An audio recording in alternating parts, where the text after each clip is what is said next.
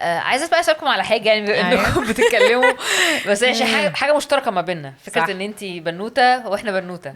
سؤال بقى بيؤرقنا انا وانت اكيد بيتسالك من كل حته، ما بتقدروش تخلفوا زي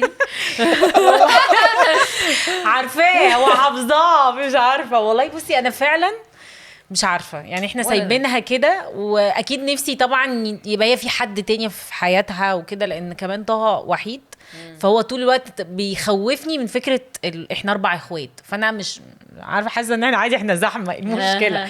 فهو بيقول لي لا، ان حد لوحده بيقول لي لا لازم يبقى في حد معاها لازم، فهو اللي مخوفني. تجربتك انت اصلا يعني بائسه ربنا يعني مش عارفه بس بقول بصي بائسه اهو. هي فكره بقى في حاجه ومفيش حاجه، دي رزق بتاع ربنا. يعني سدره جت كرزق طبعا ما بنعرفش، واكيد جميله جت كرزق وجاب رزقها الحمد لله.